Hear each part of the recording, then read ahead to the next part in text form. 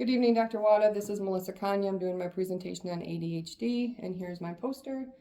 First, what is ADHD? It's attention deficit hyperactivity disorder. It's the most common childhood brain disorder and can continue through adolescence and adulthood. It is exemplified by the following categories of symptoms: inattention, hyperactivity, and impulsiveness. It's a neurological disorder that affects the brain and nervous system. ADHD has a wide range of symptoms. Brain chemicals called neurotransmitters don't work the same with people with ADHD, and certain parts of the brain may be less active or smaller in children with ADHD. Another chemical in the brain called dopamine can also play a role. And then as far as causes, exact cause is unknown.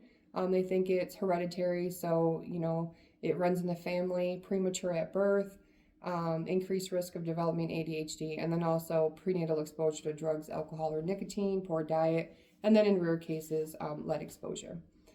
Symptoms can include poor time management, lack of focus or daydreaming, disorganization, impulsiveness, lack of motivation, restlessness, anxiety, poor self-image or self-esteem, hard time resisting temptation, hard time to maintain relationships.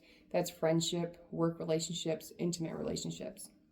As far as a diagnosis, no specific test or lab is used. Your doctor may perform a physical exam, and a psychological assessment. The physical exam is mostly to rule out anything else going on, being that the symptoms are often associated with other diagnoses as well.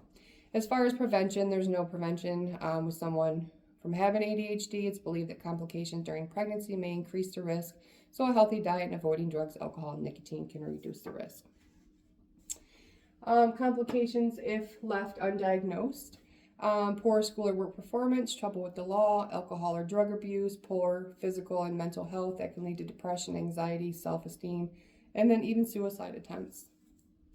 So children with ADHD, why are so many kids diagnosed with it? People often wonder, is it because of more awareness and better ways of diagnosing, or are kids just not allowed to be kids nowadays, and they're being overdiagnosed?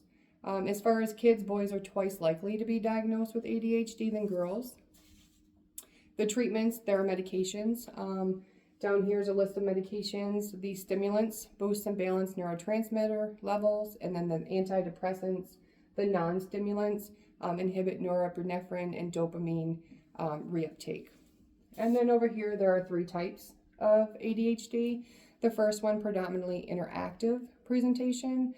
Hard for the person to organize or finish a task, pay attention to details, or follow instructions. Person is easily distracted or forgets details of daily routines.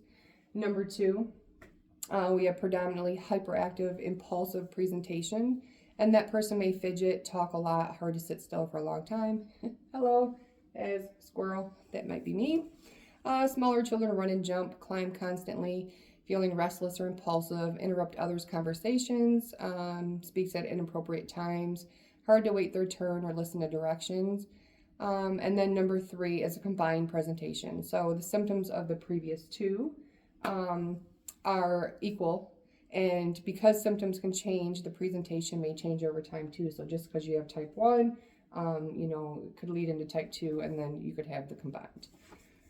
As far as kids with ADHD, they do say, a lot of the things that make them fidget, the fidget spinners and the poppets, magnetic toys, which I know my son always plays with, and then these little stretchy things, which did not travel well with my poster.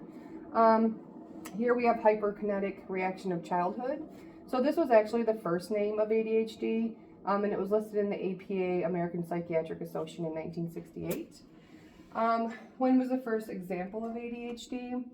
So the first example of a disorder that appears similar to ADHD was given by Sir Alexander Crinton in 1798. And then in 1902, the Goldsteinian Lectures of Sir George Frederick still are by many authors considered to be the scientific starting point of the history of ADHD. And that's from the National Library of Medicine. October is also ADHD Awareness Month, so we have some Halloween candy. ADHD is not a disability, it's a type of different ability. And then what's the connection between obesity and ADHD? There really is none. There's no direct connection between ADHD and obesity, but it's known ADHD can cause eating disorders such as binge eating, body image dissatisfaction, low self-esteem, and depression. And that makes it important to make healthy eating habits and help them feel better. Feel more confident with themselves. How does ADHD affect the brain structure and function?